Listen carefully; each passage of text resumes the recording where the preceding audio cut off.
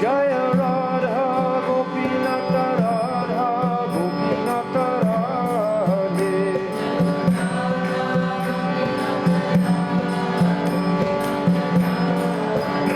Jaya Radhe, Jaya Radhe, Jaya Radhe, Jaya Shri Radhe.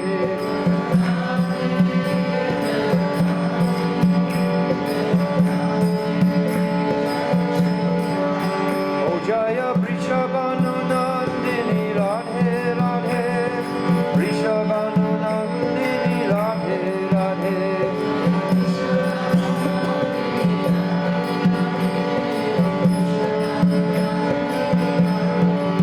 Oh Radhe Radhe, Radhe Radhe, Radhe Radhe.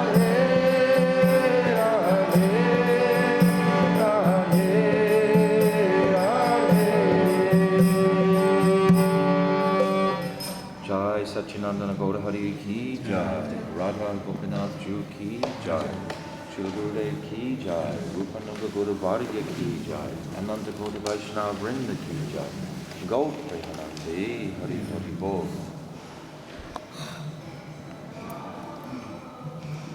This lady, she hid her phone in this chair and she was ringing me during the kirtan. I feel the buzzing going. I mean, what a place to hide her phone.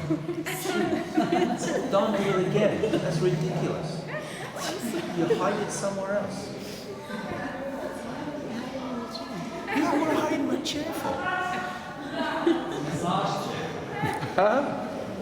It's a massage chair. Oh, a massage chair. Very good.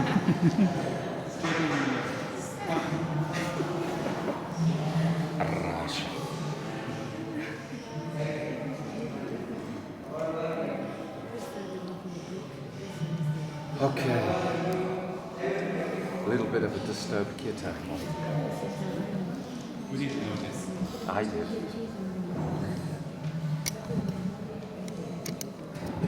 Kalia, you have to fix this again.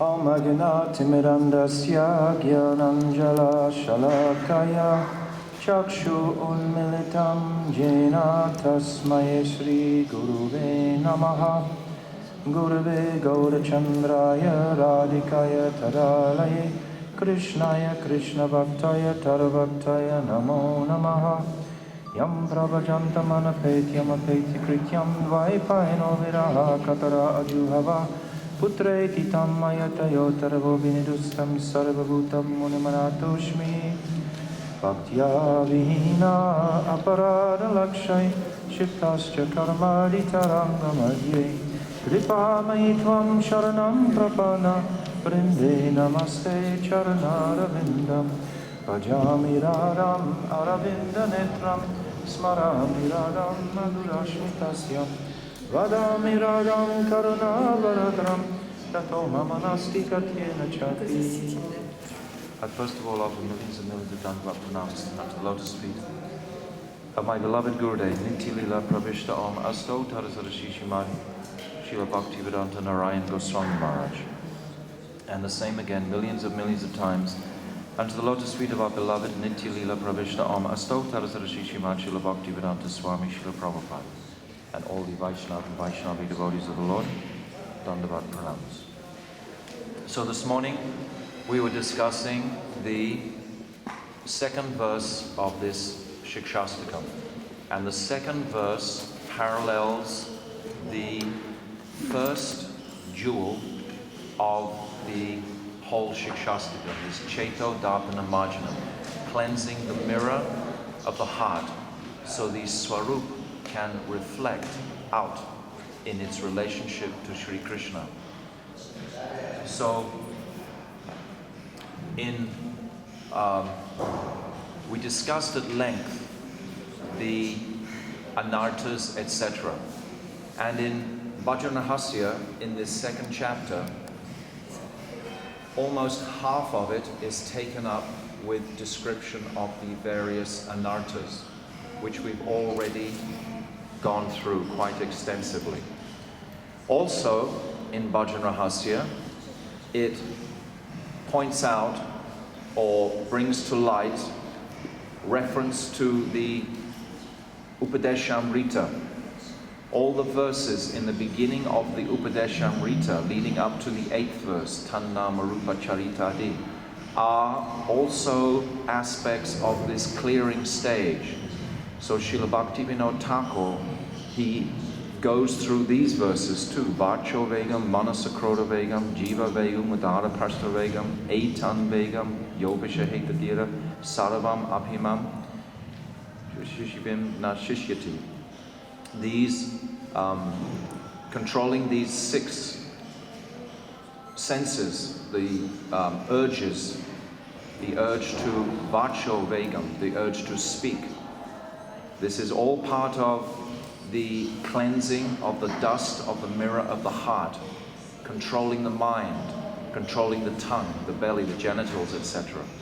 All of these aspects are part of cleaning the dust from the heart.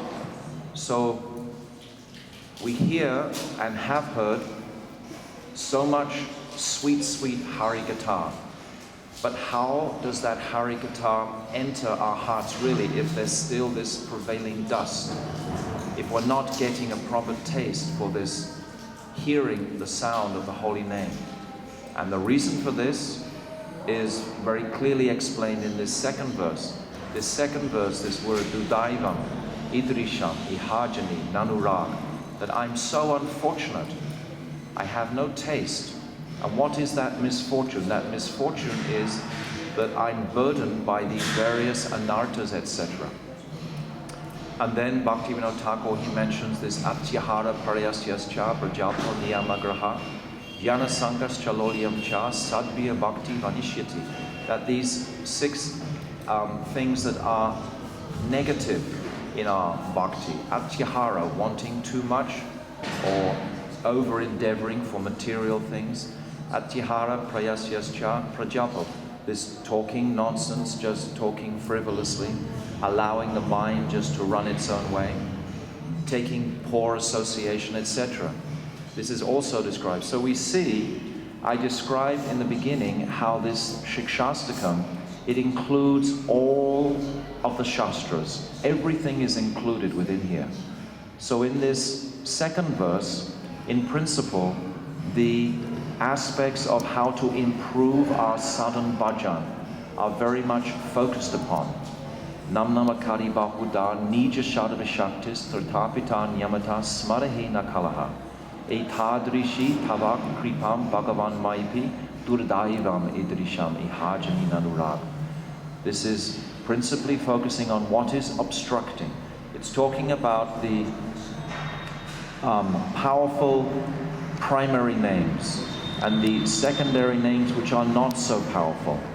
It's also saying that all of Krishna's Shaktis are manifest within the holy name. But most of all, it's talking about the clouds that are covering the sun of name, entering the heart. And this morning, we discussed at length the 10 principal aparats, the offenses, to the holy name directly. So this was very, very important discussion actually. And if you can take note of these regularly, then for sure our progress will be assured. So Bhaktivedanta Thakur, then he mentions utsaha, nischaya, daryat.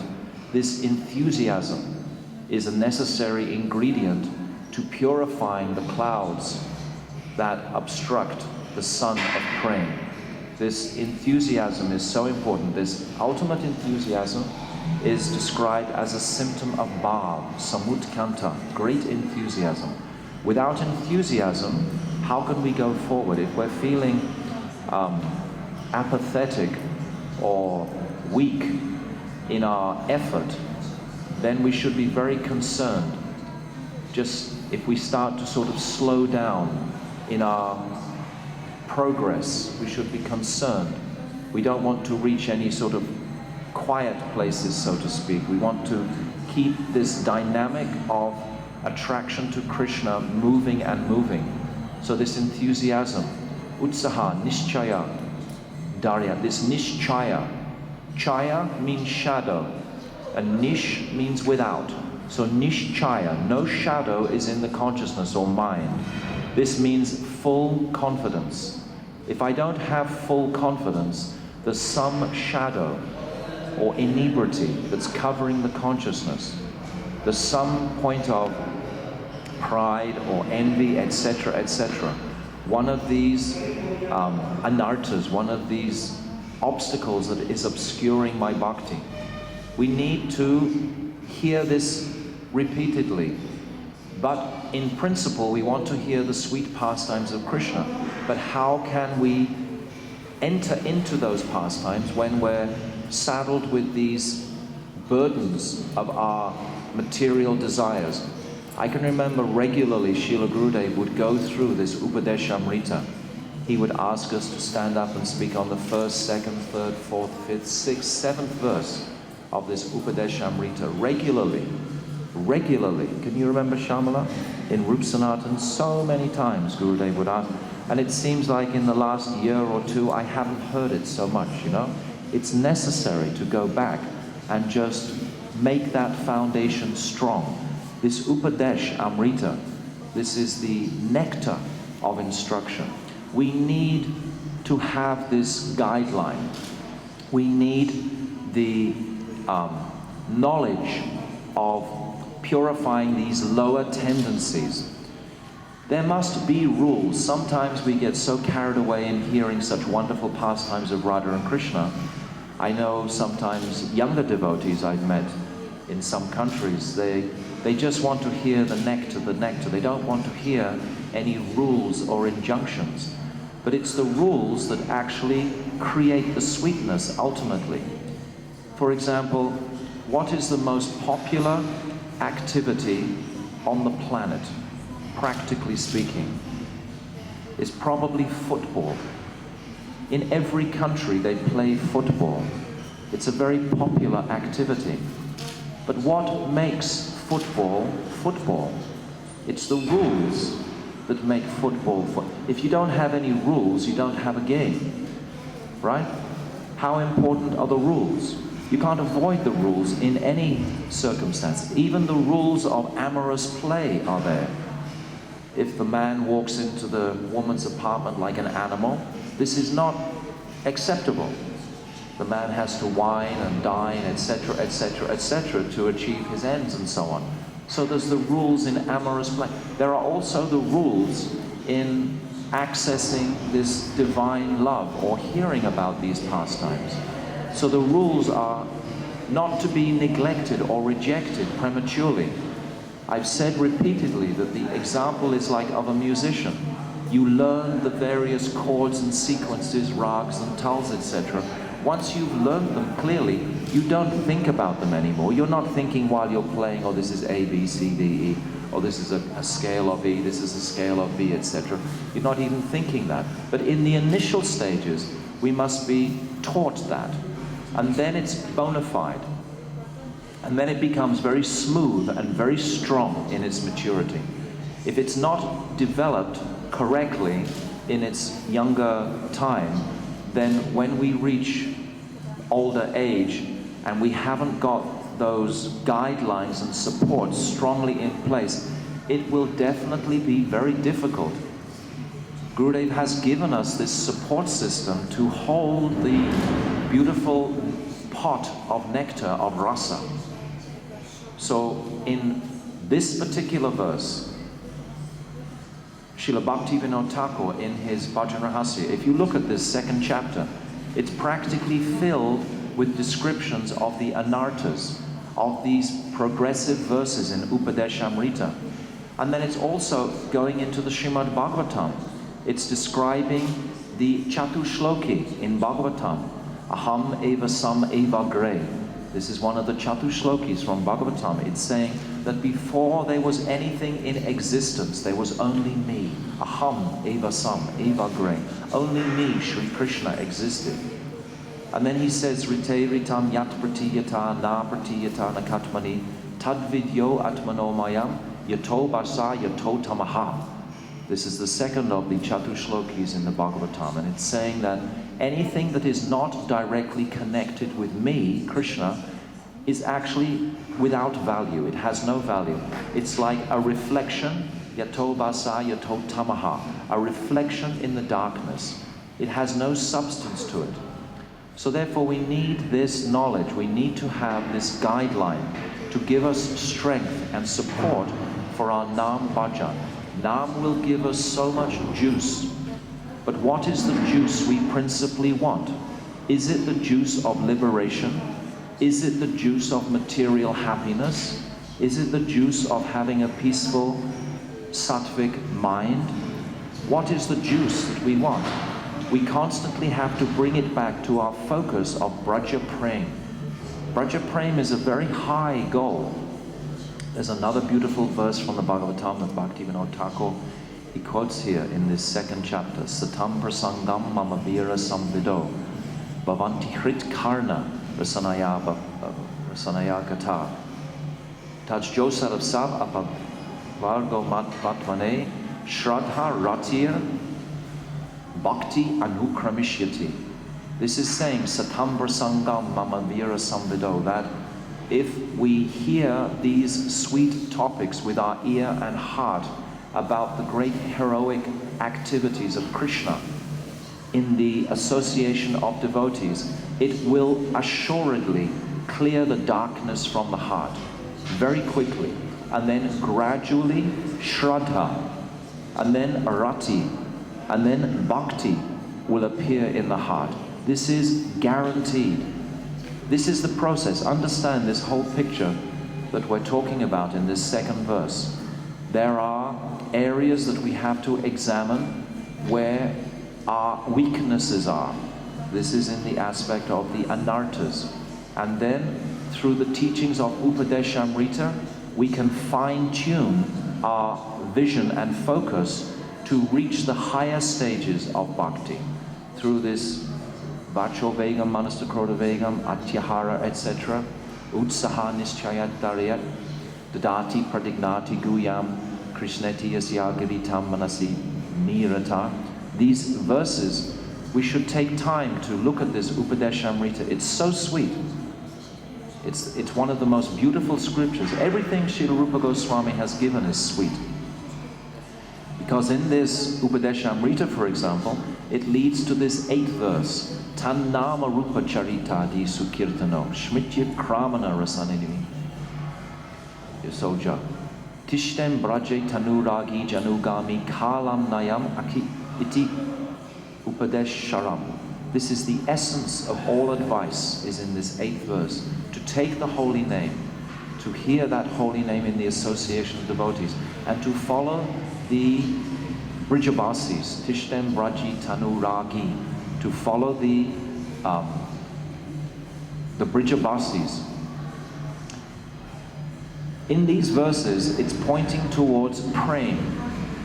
The whole of the Siksastakam, as I explained this morning, is pointing towards prem. That is our sadhya.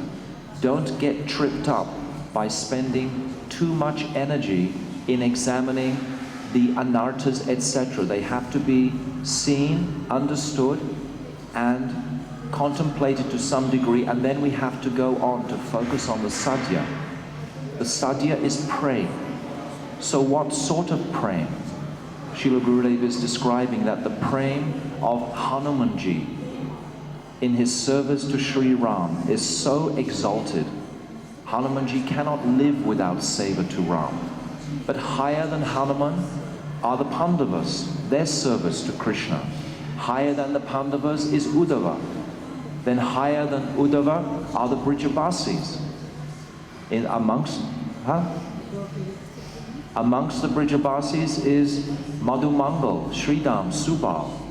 Then beyond the Sakas is Nanda Baba, Yashoda. And then are the Gopis. And amongst the Gopis is Chandravali. And higher than Chandravali is Srimati Radhika herself.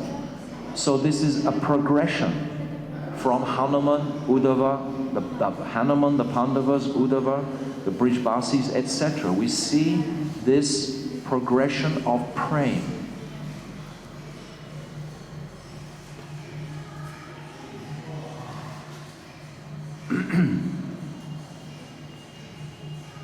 So this is what is principally this second chapter dealing with in the Bhajana Rahasya.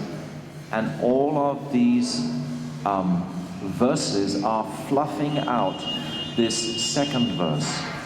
So we're examining the obstacles, and these obstacles are being brought to light through the teachings of Upadeshamrita, through understanding what are the anarthas, and through Srimad Bhagavatam. So all of these are supporting this palace of rasa, where we hope to very quickly enter into. And there are, this morning, when we were going through those 10 offenses, I was commenting that it seems like this 10th offense is something where the devotee stumbles so many times. This is an offense to maintain these material attachments.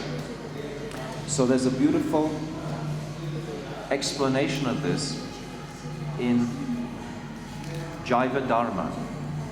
Just to make it more clear, this is from the 7th chapter of Jaiva Dharma. I just want to read a little bit here because it highlights our material attachment in a very deep way. Don't be unhappy because we're not talking about Vrindavan Leela right now.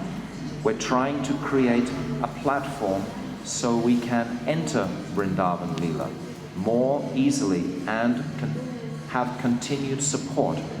And this second verse is highlighting these aspects. So in Jaiva Dharma, in the 7th chapter, Srila Bhaktivedanta Thakur is describing that when the jiva enters material existence, so material existence is what we're trying to purify to reach our spiritual, natural state of consciousness. So now we've discussed quite rapidly, I hope I haven't gone too quickly, but I'm thinking that you have some familiarity with Upadeshamrita. You certainly have some familiarity with the anarthas, because I've personally just gone through them with you just a few days ago. So with that experience, then I've gone quite quickly. Now, in Jaiva Dharma, he's describing when the jiva enters material existence, he takes a new type of egoism. And I described previously that when the jiva makes his choice to exploit the material energy for his own pleasure, he so much wants to enjoy the material energy that Lord Shivji gives him a material ego, the false ego, so that he can be illusioned into thinking that he's the body. If we think we're the body, the material body, we have a chance, we think, of enjoying the material energy. If we don't think we're the body, if we understand we are pure spirit soul, how is it conceivably possible to enjoy the material energy? It's not. Can't talk so loudly. A little quiet. There's only one person, isn't there? Other Russians here? Are recording. We're recording too. If it's possible. So, Lord Shivji gives us this false ego. In the pure state of existence, the jiva has the egoism of being a servant of Krishna. But in the conditioned state, many different types of egoism arise. Personally, I always find this very purifying to hear of all these different types of egoism. Because Bhaktivedanta Thakur, he clearly spells out many different types of egoism we can contemplate just for a moment and just see the extent of our false ego. We want to have a living experience of this spiritual reality. If we hear these things, perhaps something will come in the consciousness and some obstacles can be removed. That's the purpose of what I'm about to read. Has the egoism of being a servant of Krishna, but in the conditioned state, many different types of egoism arise, making the living entity think, I am a human being, I am a devata, I am an animal, I am a king, I am a brahmana, I am an outcast, I am diseased, I am hungry, I am dishonored, I am charitable, I am a husband, I am a wife, I am a father, I am a son, I am an enemy, I am a friend, I am a scholar, I am handsome, I am wealthy, I am poor, I am happy, I am sad, I am strong, I am weak. It covers a lot of ground, doesn't it? These attitudes are known as ahankar, this false impression of my identity. I'm relating to the material identity by all these considerations. I find this very helpful to hear this personally. Which literally means the sense of I-ness, of false ego. This I, who am I? This was the question that Sanatana Goswami, he asked Chaitanya Mahaprabhu, who am I? Who am I?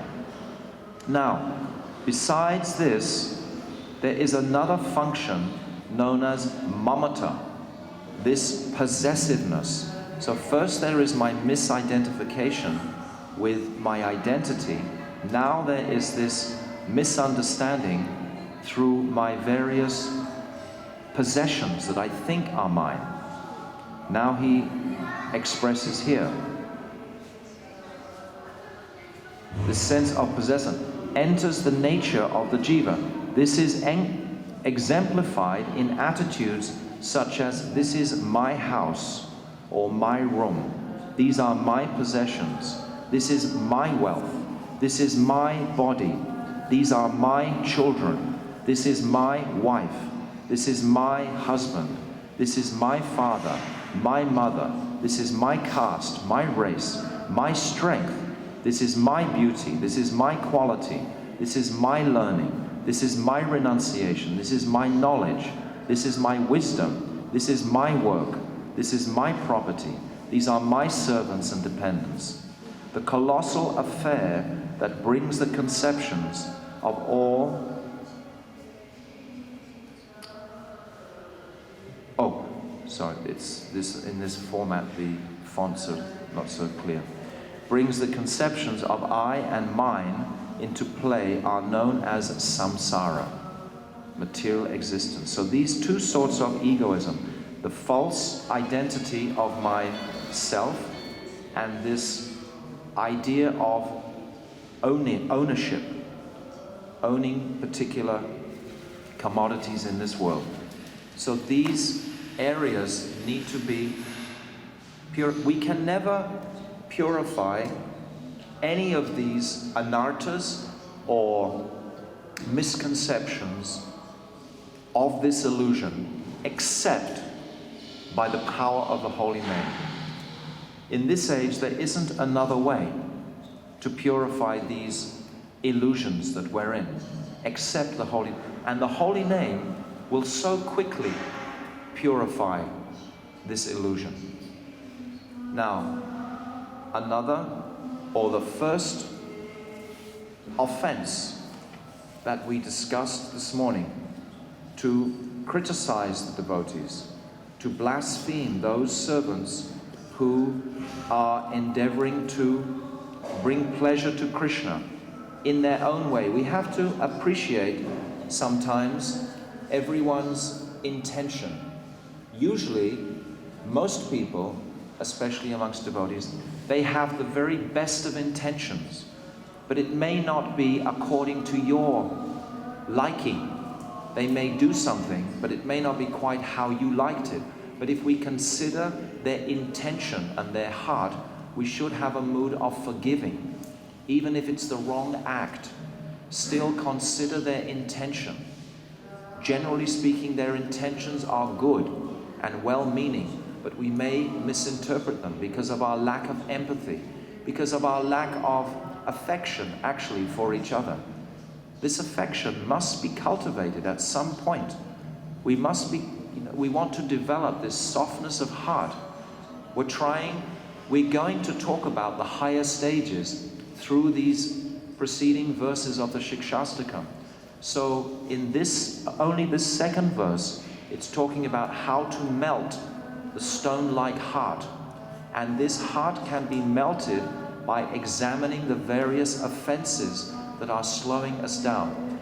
So I've just described the 10th offense. Now I'm going back to the first offense, criticizing and finding fault with others. Now, Srila Prabodhananda Saraswati, he's written one such beautiful verse, this Parihasya pi anyapya katan mukho ti bandira. It's a long verse, I won't repeat it all.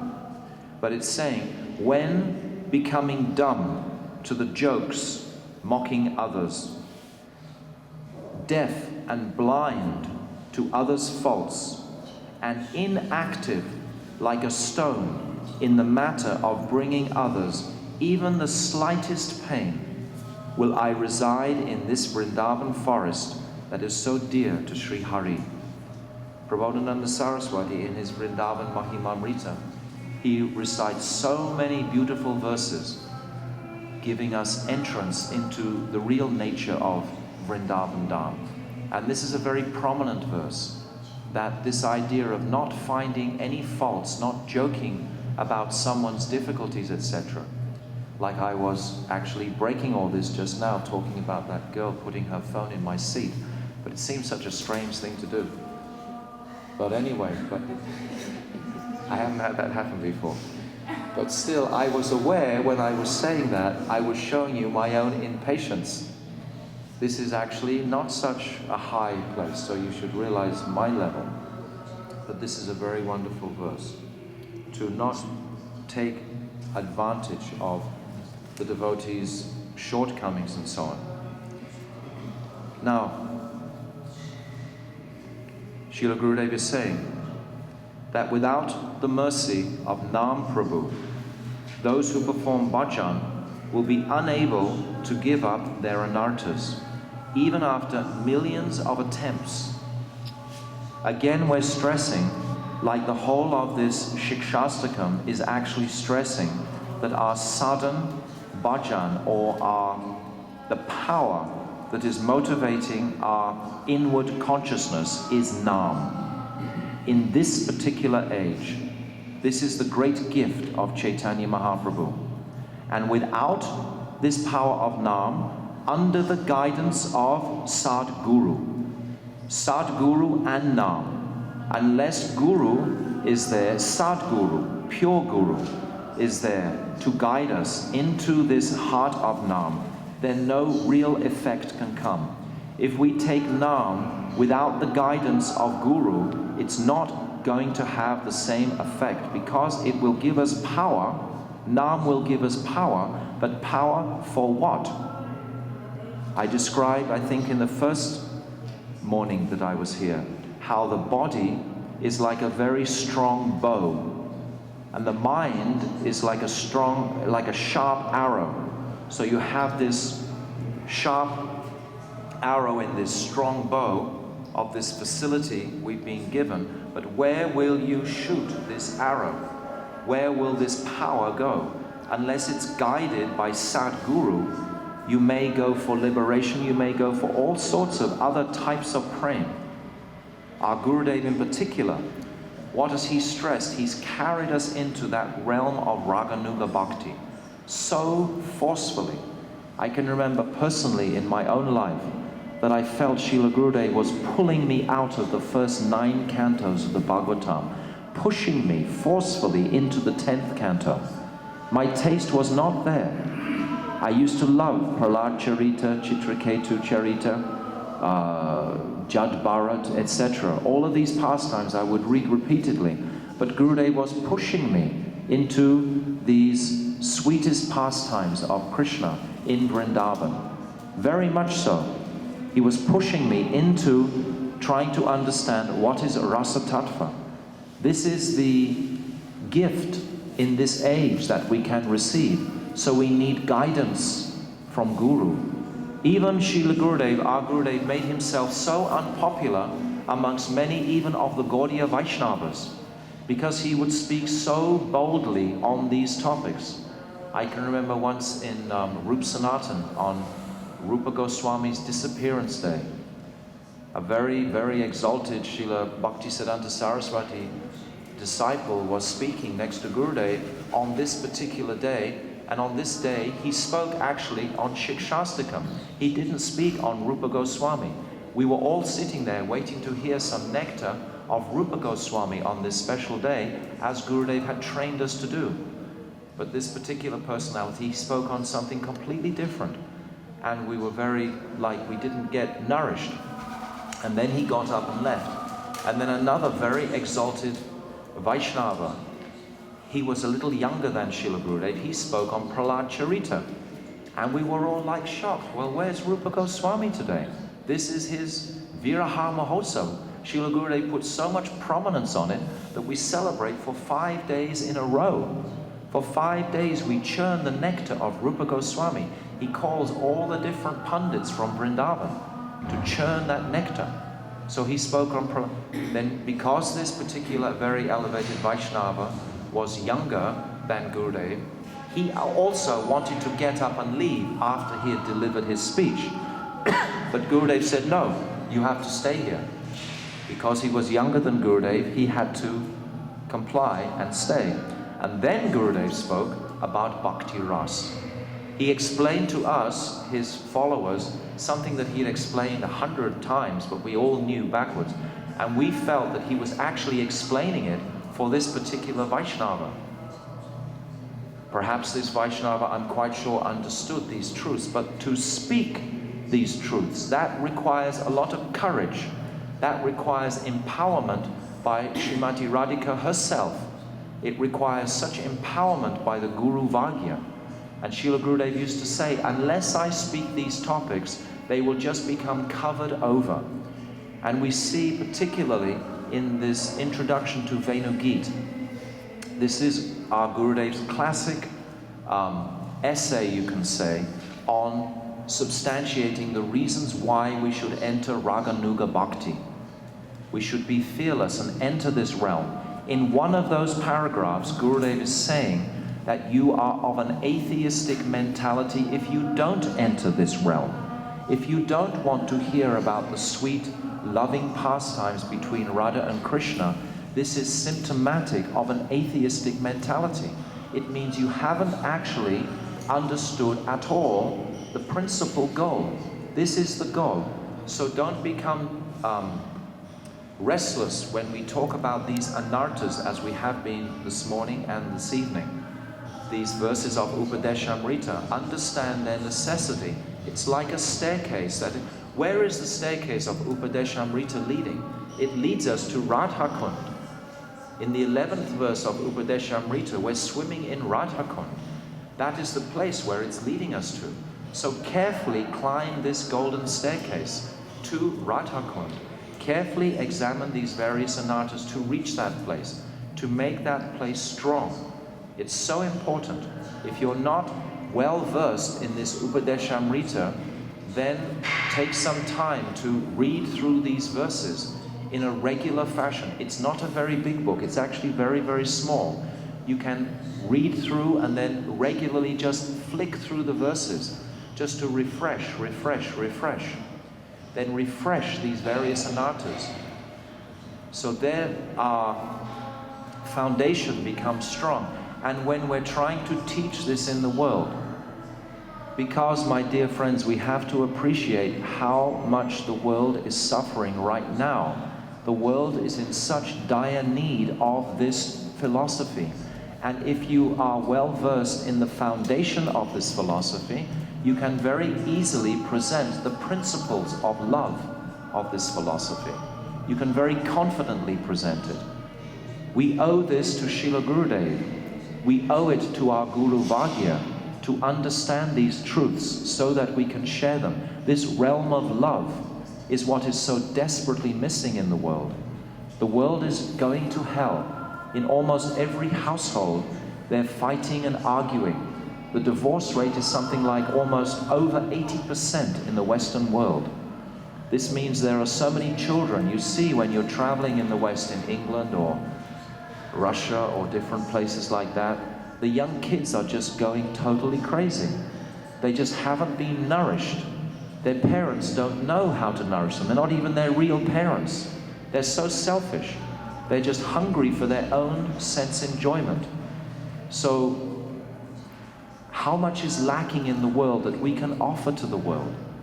So this is our duty, this is our dharma, this is our seva, ultimately, to Srila Gurudev. It's not just ringing bells and chanting mantras in the mandir. This is all very nice for our own purification, but there is a whole world out there that's actually waiting to receive these jewels of Mahaprabhu. So we must be versed in this foundational aspect. I've said many times that these truths of tattva and siddhanta, they are like the horse that is carrying the personality of Leela. We want to hear Leela. Gurudev said we should know enough tattva just to enter Leela. Don't keep going over the tattva again and again and again and again. We want to reach that place of Leela and hear the sweet pastimes of Radha and Krishna.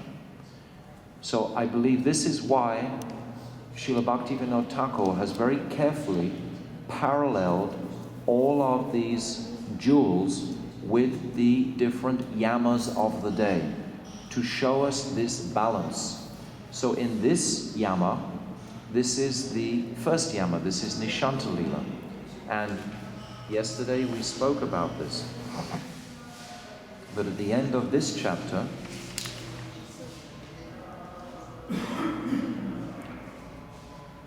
Bhaktivedanta Thakur, So in this second verse, it's paralleling Prata Lila.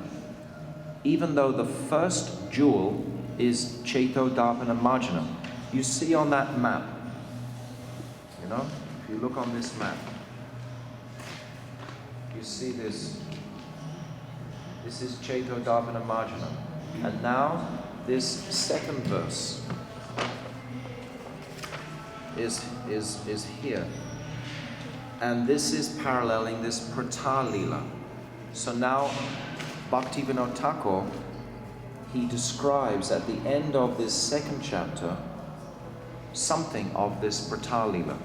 So I want just to read a little bit of this.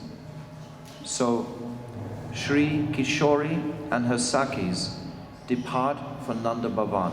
This is in Prata Lila. After Srimati has come back and she suffered extreme pains of separation. I described in the first day how this Nishanta Lila is filled with the sweetest union conceivable. Radha and Krishna are like practically cement. Their bodies are stuck together. All their jewelry, decoration has been washed away, just like when they're in Nidhuvan. Nidhuvan means washed away.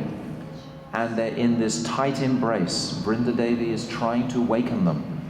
They refuse to acknowledge Vrindadevi's call of all the cuckoos, the sweet birds are calling to wake them. Even the cock begins crowing. Srimati, in her mind, she curses the cock to go to hell. Then all of a sudden the cock's quiet and she thinks, oh my God, did the cock go to hell? Then she thinks, I don't care anyway. She's so enwrapped. They don't want to wake. They don't want to be disturbed. They don't want to leave this tight embrace. But then eventually that monkey Kakati starts calling out, Jyotila's coming, Jyotila's coming.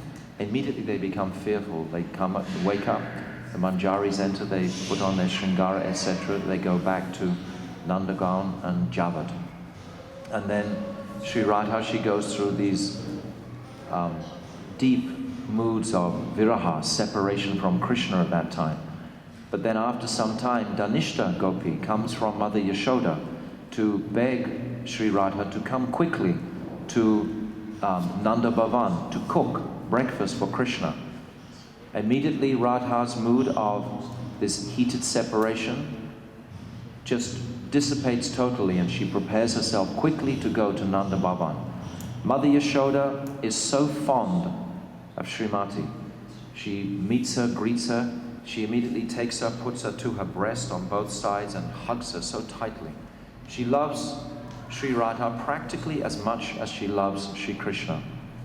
And by the trick of Durvasa giving that benediction, that everything Sri Radha cooks will taste like nectar and increase the lifespan of that person who takes the prasad, then Mother Yashoda is able to engage Krishna in cooking, engage Radha in cooking for Krishna every morning.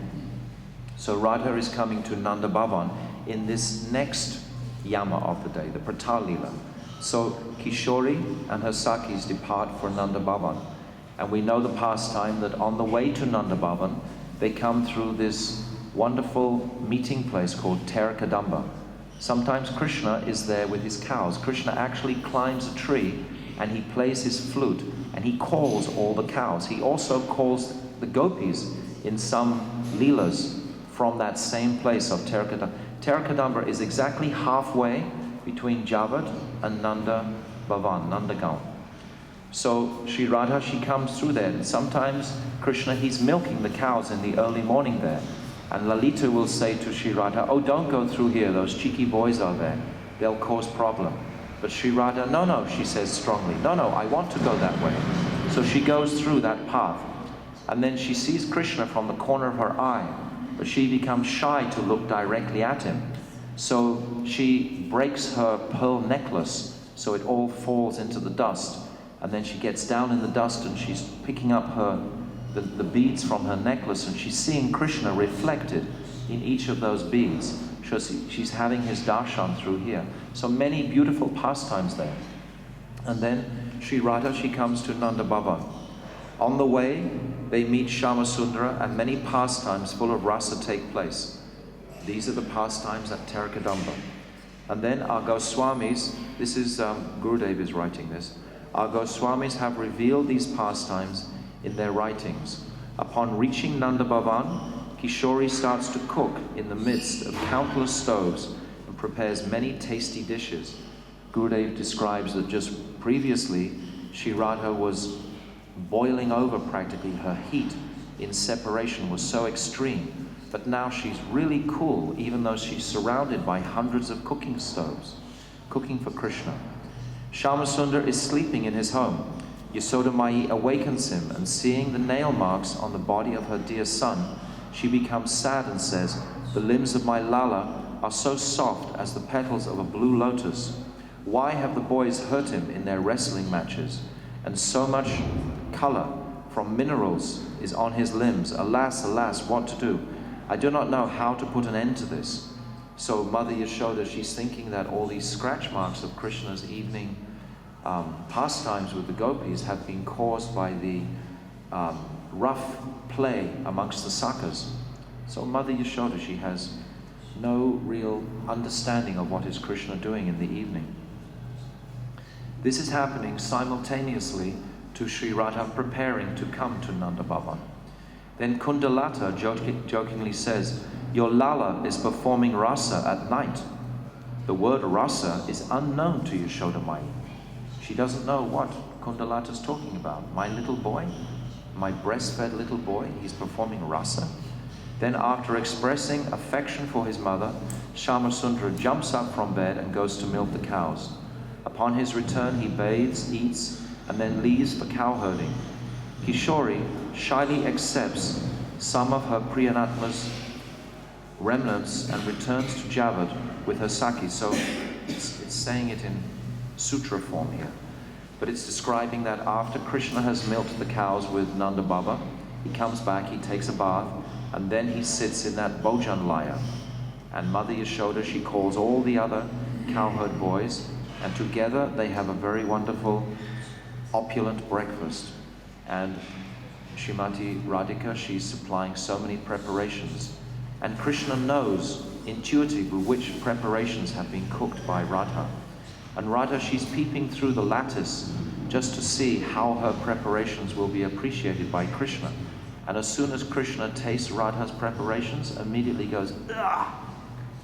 Like as if he, great distaste. Then Radha, her heart is practically stopped beating. And she thinks that Krishna is not relishing her offerings. But Krishna is just joking with Radha. But then Krishna catches a glimpse of Radha through the lattice work. And then suddenly he can't eat anymore. Suddenly his hunger is completely gone. Mother Yashoda, she's trying so hard to give him something, but he just can't eat anymore. Mother Rohini comes with some beautiful, delicate preparations. Madhu Mangal is saying there, sitting, I will eat all of these. Give them to me, no problem. But Krishna's hunger has completely gone with thoughts of Sri Radha. So this is all in Prata Leela. This is the first Leela after Nishanta Leela. And this is paralleling this second verse. Many other pastimes take place amidst all these Leelas, and it would be very difficult to describe them all. A Premi Bhakta performs bhajan while remembering these pastimes, which are alluded to here, and tastes their rasa, even in the stage of sadhana. So Gurudev is saying in the stage of sadhana, we can taste and relish these sweet pastimes, because without the positive alternative, our bhajan has no heart. Without our focus on bhav bhakti, our bhajan, our sadhan, really has no energy. It has no focus. It has no reality. If my sadhan is just simply about steadying my consciousness, if it's simply about finding some mood of material satisfaction or stability, etc., this is not really sadhan. Sadhan is when my endeavors, my chesta, the endeavors are focused on bhav bhakti. For sadhan bhakti to be a reality, it must be focused on bhav bhakti. So in those 7 jewels we discussed this bhav bhakti in the Anandam Buddhi Vardhanam. This was the 5th jewel. So now I can speak about these things easily because we've just spoken about them in the last few days. So now there's something fresh in everyone's mind. They were understanding.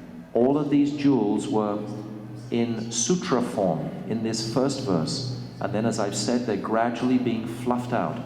So we must understand what is that bhav bhakti that our focus must be on to perform any sort of significant sadhana. It takes time, it takes effort. And I appeal to you to try to make a schedule for your life. One of the very first symptoms of bhav we discussed the other day is this avyakta kalatvam, not wasting a moment. That will only happen if you make some sort of schedule for your time. We must, because none of us are going to work regularly on any bus or etc. We're all just residing happily here in Vrindavan. So to maximize and capitalize on this opportunity of being in the holy Dham, to get the most out of it, to squeeze the most juice out of it, we must be, it helps greatly to make a steady schedule. You see so many Brijvasis, when you live here for some time and you make some sort of a schedule, you'll see so many personalities in Vrindavan at the same time each day in the same place. I can remember many times I would do a particular prikrama. I would go via Keshigat and then come past Gopal Guru Samadhi, then Radharaman, then come by Nidhuvan, then come by Radha Damodar. Yes. And then there's a couple of others I can't remember. Huh? Where? Sham Sundar, yeah. And at each place there are particular acharyas. And I can remember I used to offer something like 22 or 23 dandavats to each individual acharya. By the time I got back, I would have felt I had met and come into contact with 22 different acharyas each day. This was a regular thing. And then, regularly, I would see the same individuals doing a similar kind of a route. Many, many residents of Braj, they have developed this steadiness of their practice, their regularity. If you have this regularity, it's very fortifying because you never have to think, what should I do now? And it's regularly making some impression on our progress of bhakti. There's an expression in English, a little bit of water wears away the stone. Even if we read just 1 or 2 pages of one particular book every single day, at the end of a month we've read practically half the book. So none of these books will be intimidating anymore. We'll quickly read through all these shastras and absorb them. So this is really essential for the sadhak. Like in the life of Chaitanya Mahaprabhu, he would regularly go to the ocean to perform his ablutions. Every single day he would come to that Siddha Bakula tree to see Haridas Thakur. Every day he would bring Mahaprasad to him. Every day he would have his circuit. Every day he would perform a certain number of rounds and prayers and so on. Every single day. So during this time that we are residing in Vrindavan, don't leave it for another 2 or 3 days. Even if you're here just for 2 or 3 days, make a schedule in that time so you get a rhythm in your life. So your life becomes like there's a rhythm to it. And if there's a lull or a down period, no matter, you still have your fixed schedule to complete. And built into that schedule is your space out time, is your rest time, is your chatter time. All those things that we like to do, our social time, we build that into the schedule. Don't deny these things. And then after some period of time, we can gradually tighten and tighten and tighten that schedule. It's very beneficial for our bhajan to develop in that way. Try and rise in the morning at the same time, particularly try and take rest at the same time. Whatever amount of seva we have, we still should be regulated in our practices of our sadhan bhajan.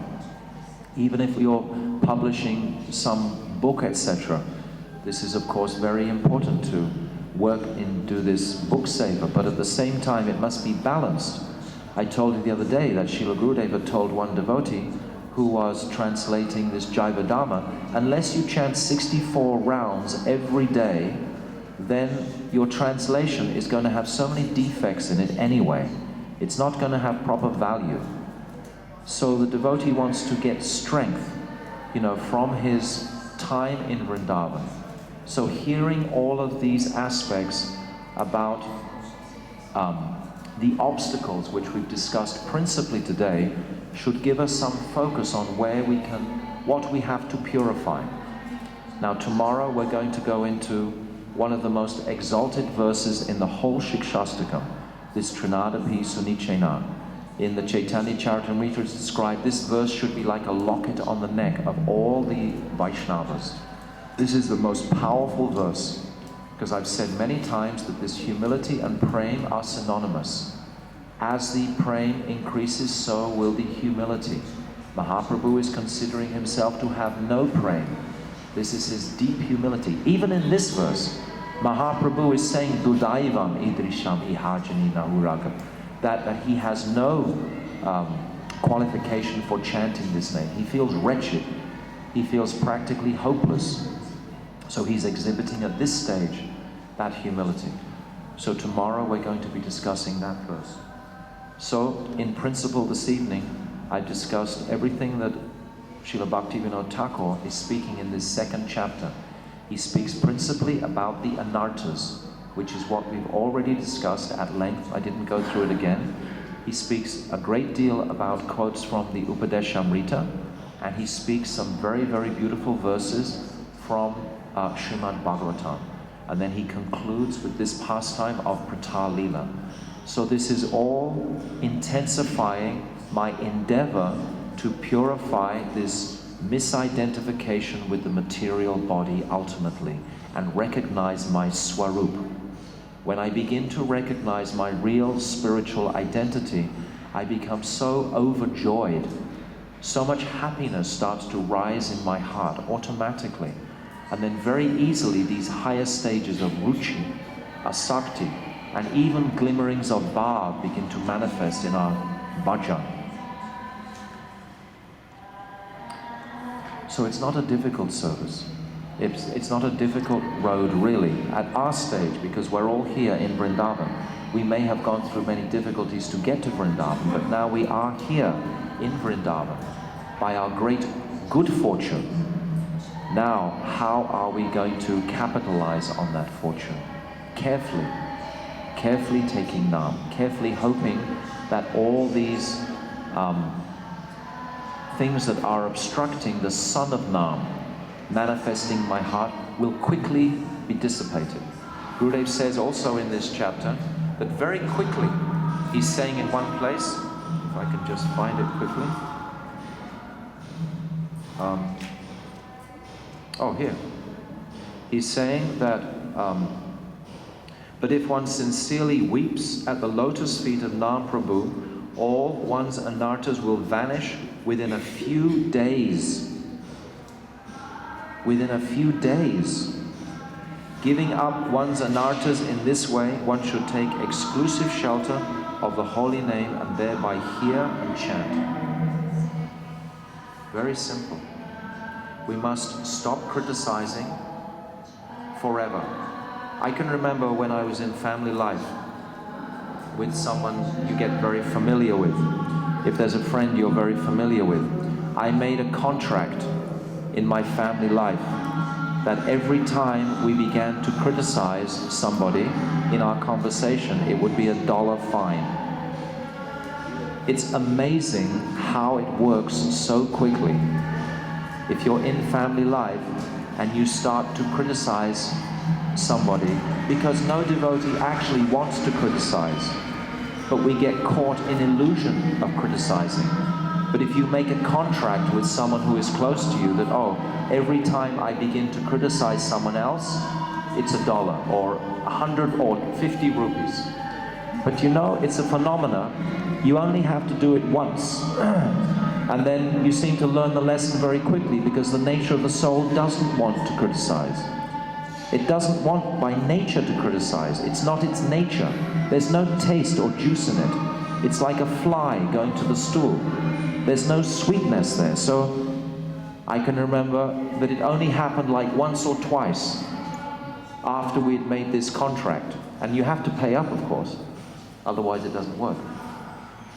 But it doesn't usually happen again, because it's a phenomena that the soul doesn't want to go into that area. The purity of the soul is that it doesn't want to find fault in other people. What is the value in that? What is the value? What it does by finding other people's faults, it somehow boosts our own false ego, which is the last thing we want. We're trying to minimize and purify this false conception of my self-importance. I'm trying to purify that somehow. So if I'm just seeing the beautiful qualities in everyone, I'm seeing how everyone is a spirit soul. They are all practicing with the best of intentions. They're all doing it in their own ways. We've all come from different cultures, different backgrounds in this life. What to speak of billions of other births? We have no idea our differences. Sometimes it's a trap that in an institutional environment, this is not, I know, an institutional environment here. It's a very relaxed, individual place in Gopinath Bhavan. It's a very good place actually for bhajan. Because in the institutional environment, often we're trying to be a single group. We're trying to almost like all be the same. But we're never the same. Our differences is our beauty. The variety of everyone is our beauty. Every individual has a particular, unique rasa with Krishna. And Krishna wants to taste that speciality of just you. No one in existence has the same relationship with Krishna as you. Every single person has a unique, special, beautiful, incredible relationship with Krishna. And Krishna wants to taste that speciality.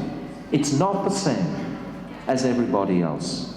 We shouldn't try and push ourselves into some sort of group mentality. If we find this individuality, it's such a strength within ourselves. And then with that individuality, we can perhaps give to a group. Once we have recognized the strength of our own individuality. It's true what I'm saying. By ourselves we are so strong. But when we recognize that strength within ourselves, then we have something to give to any group, etc. But first we have to appreciate our own uniqueness. And Krishna loves us so much. Krishna is always running behind us.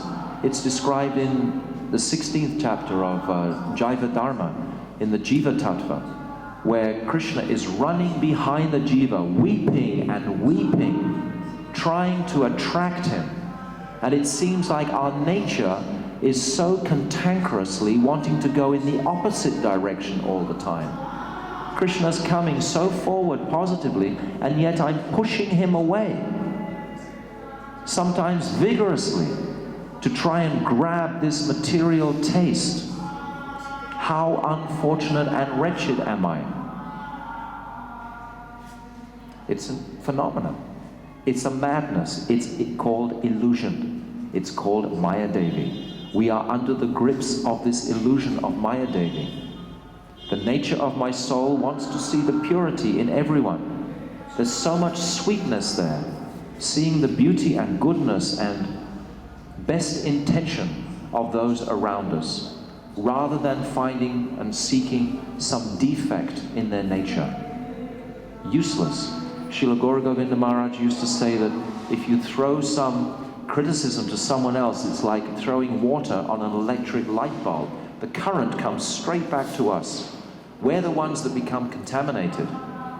We're the ones that suffer, because it's directly opposed to Krishna. So we should take this particular obstruction that is covering the Son of Nam as seriously as we can. Pray to Srila Gurudev to please relieve me of this burden of my critical tendency, to please let this envious nature leave me. This envious nature is so uncomfortable. You know, there's a story in South India. There was a very wealthy king, and he went to Sri Rangam, and he had specially made 1,000 very beautiful, delicate lotuses made out of gold. And he offered these gold lotuses at the feet of Sri Rangadev at Sri Rangam temple. And he spread them all at Sri Raghunath, the lotus feet there. And then when he was offering his prayers, one poor Brahmana came in, and he had a bunch of tulsi, and he put the tulsi somewhat covering some of these gold lotuses. The king became furious. Why is this Brahman covering my offering to Sri Rangam? Why is he doing like that? And he was very angry with this Brahmana. And then this Brahmana says, oh, well, when you are aware of the Lord, the tulsi is the Lord likes tulsi. This king would not hear of this. He said, I will do a yajna and I will have darshan of Krishna before you, otherwise I will leave my life. And he went back to his palace and so on, and he performed this huge yajna, offering so many oblations into the fire. Meanwhile, this Brahmana, in a very short time, had darshan of Krishna. And then this king became so frustrated that he wasn't getting darshan of Krishna, he decided, all right, I'll put myself in the fire if Krishna is not going to reveal himself to me. And just as he was about to put himself in the fire, Krishna appeared to him and said, actually, I've already appeared to that Brahmana quite some time ago. But you know what benediction that Brahmana asked from me? That you be cured of your envious nature. This is what the Brahmana asked of me. The king was just astonished that he was feeling so much aggression to this Brahmana, but that Brahmana was actually offering him so much sweetness and forgiveness and love. This is the nature of a Vaishnava. Just like Ambarish, after Durvasa had insulted him, he was ready to give up all his pious credits to stop that chakra burning Durvasa to ashes. This is the nature of a Vaishnava, to forgive and forgive and forgive and forgive and forgive again and again and again. Because don't we want that? Heavens above, if we're not going to be forgiven for all of what we've committed, what hope do we have? How much do we have to be forgiven for? And if we can't forgive others, how can we expect, Krishna to forgive us? What sort of rock or hard object are we holding in our hearts? So we described something of this morning also. This mood of forgiveness is very powerful quality in purifying these various anarthas. This will purify this envious nature that is rampant in this age. We described the other day these different qualities of the ages, and how in this age, this quality of envy is like so prominent. The whole atmosphere just vibrates with envy wherever we go. You don't have to be contaminated by it. We have Sadguru, probably one of the most powerful gurus ever in the Guru Vagya, has benedicted us with such special potency. We don't have to bow down to this ghastly quality of envy. There's no need. Take shelter of our beloved Gurudev. In a moment, Srila Gurudev can purify that disease. But it has to be continual. That's why it's helpful to make a regulated schedule. You're regularly attending to these difficulties, not just letting them slide by week after week after week, thinking, oh, I'll attend to that later, attend to that later. No. Attend to it now, straight away. Purify this disease of the heart, this hridroga, this lust, which turns into envy. Okay, I'll stop there. I'm happy for all your patience listening to me go on and on. I think you understand most of these things already. I'm repeating myself a lot of times, but I think it's probably, I have to repeat myself so that I understand these topics. But I hope you're getting some benefit from these quite basic guidelines. I've heard these guidelines given in this way repeatedly by Srila Gurudev. I can remember 96, 97, 98, 99. Actually before that, when Srila Gurudev, before he had gone to the West in 95, 96, when he'd sit in Rup Sanatan, he'd speak regularly on Upadeshamrita. He'd speak regularly from these verses in Bhajana Rahasya about these lower tendencies to give us strength. He wouldn't just speak about Vilap Kusumanjali. He wouldn't just speak on all those high topics. He made a solid foundation, and then he did put those topics on top so we could digest them. So we have every advantage to go forward. We don't have to ever be helpless or hopeless. We have everything. So, does anyone want to make any comment? Or on a different line, but connect with the second verse as we're going to go to the third one. Tomorrow I'll not post this now. When we're talking about Krishna, which people who are interested in bhakti, would it be correct? Because they say, okay, there's Narayan and we have so many names, you can choose one, and all the names of God are the same. This is floating out there very much, and it's not as we know and as we hear, and as you pointed out. I was thinking for myself, for my clarification, what are the differences in all the names of Krishna? Could it be like saying in this way, Krishna, this is his name proper, his personal name. And then he has many names according to his leelas he's performing, the Damodar. Beautiful question. Stop right there. I have... Listen. I've heard the question. I understand your heart completely. And no, only one question at a time.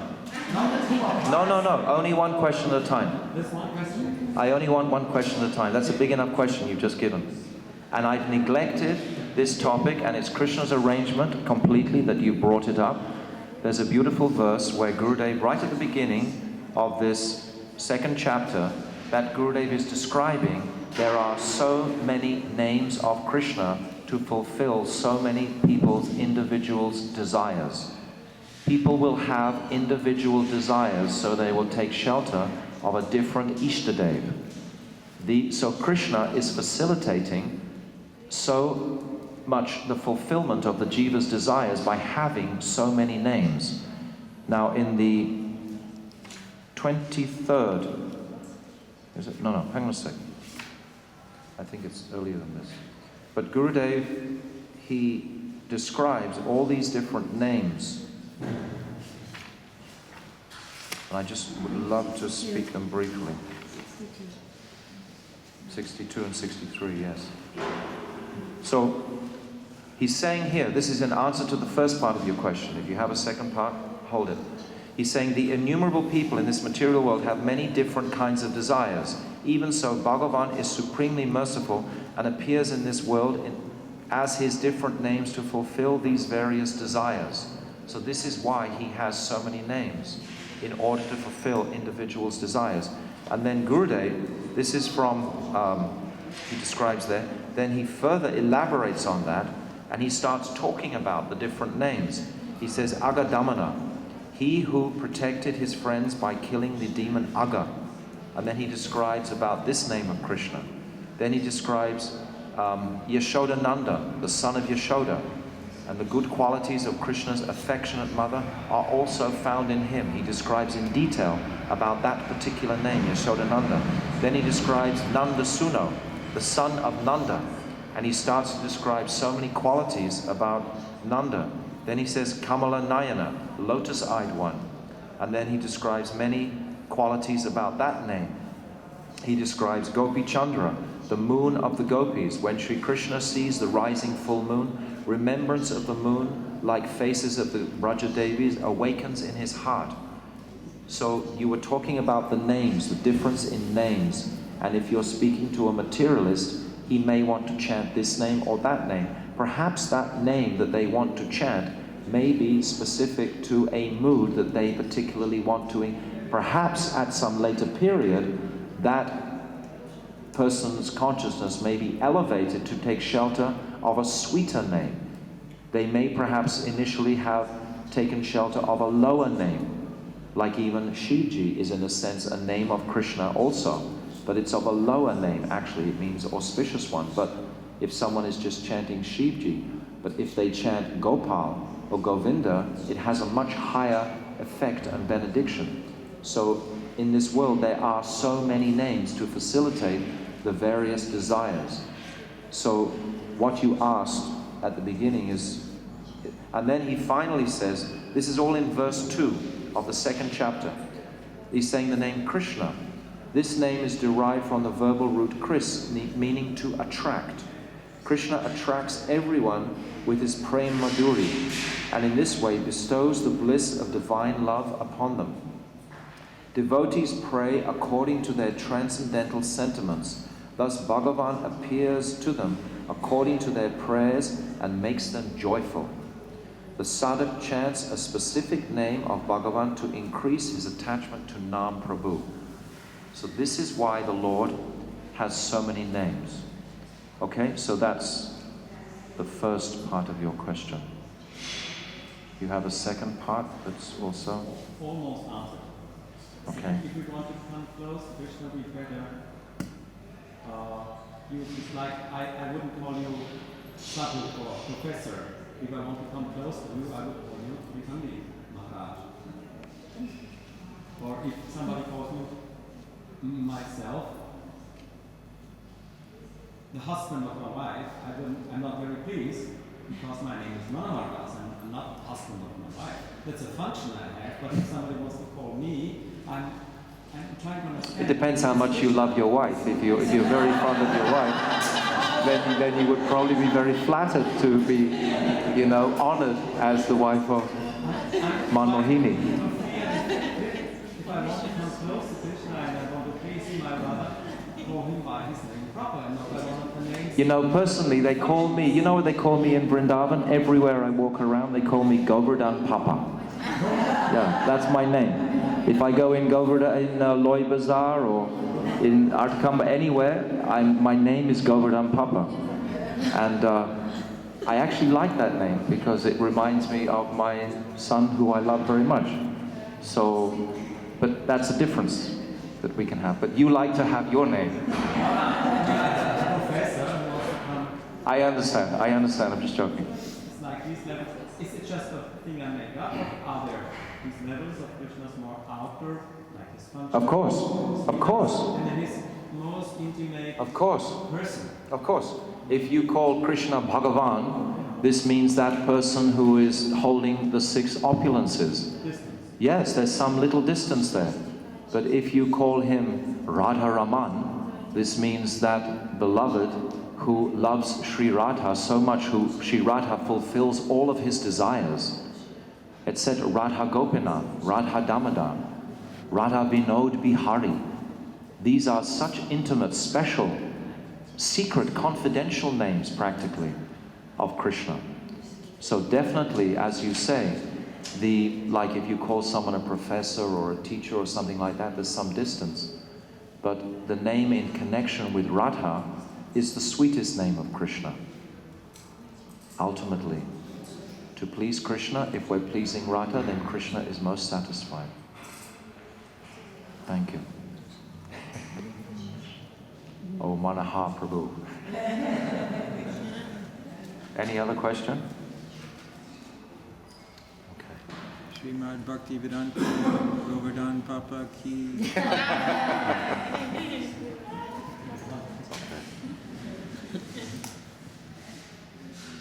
What shall we sing? Hare Krishna? Hare Krishna, Krishna Krishna, Hare Hare, Hare Ramo, Hare Ramo, Ramo Ramo, Hare Hare, Hare Krishna, Krishna Krishna, Hare Hare, Hare Rama, Hare Rama, Rama Rama, Hare Hare, Hare Krishna, Krishna Krishna, Hare Hare, Hare Rama, Hare Rama, Rama Rama, Hare Hare, Hare Krishna, Krishna Krishna, Hare Hare, Hare Rama, Hare Rama,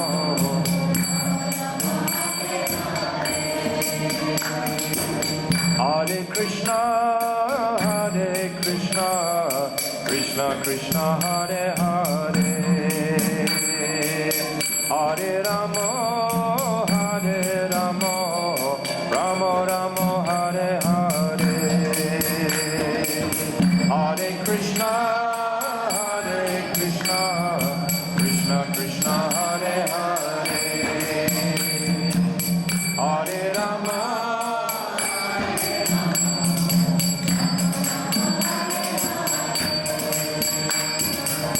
Hare Krishna,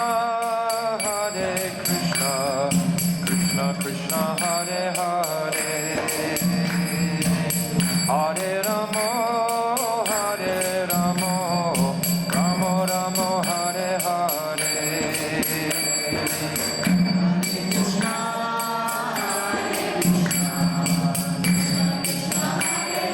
Haribo,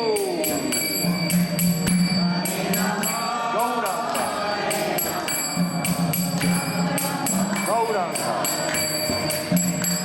Oh, Hare Krishna, Krishna Krishna, Hare Hare, Hare Rama, Hare Rama, Rama Rama, Hare Hare, Hare Krishna, Krishna Krishna, Hare Hare,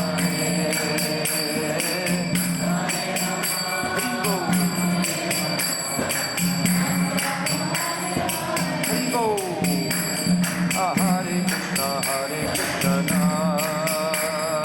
Krishna Krishna, Hare Hare,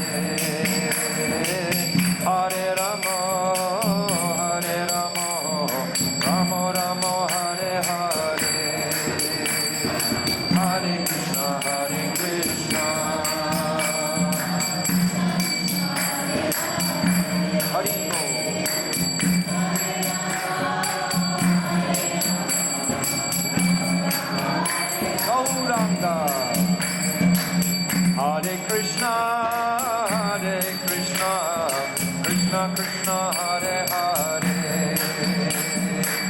Hare Rama, Hare Rama, Rama Rama, Hare Hare, Hare Krishna,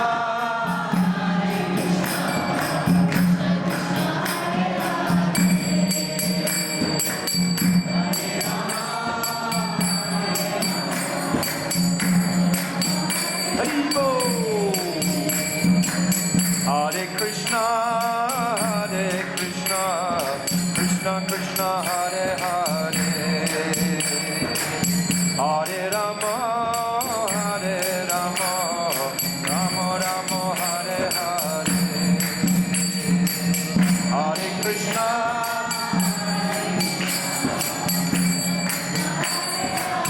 Haribo.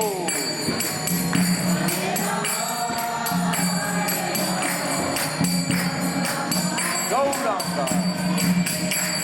Oh, Hare Krishna, Hare Krishna, Krishna Krishna, Hare Hare, Hare Rama, Hare Rama, Rama Rama, Hare Hare, Hare Krishna, Hare Krishna. Haribo.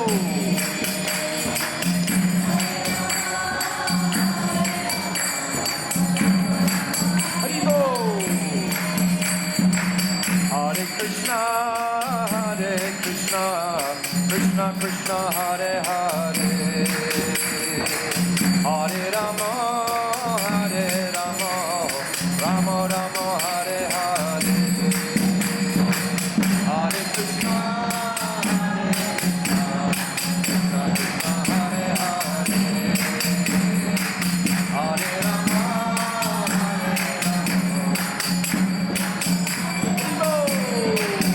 Hare Krishna, Hare Krishna, Krishna Krishna, Hare Hare,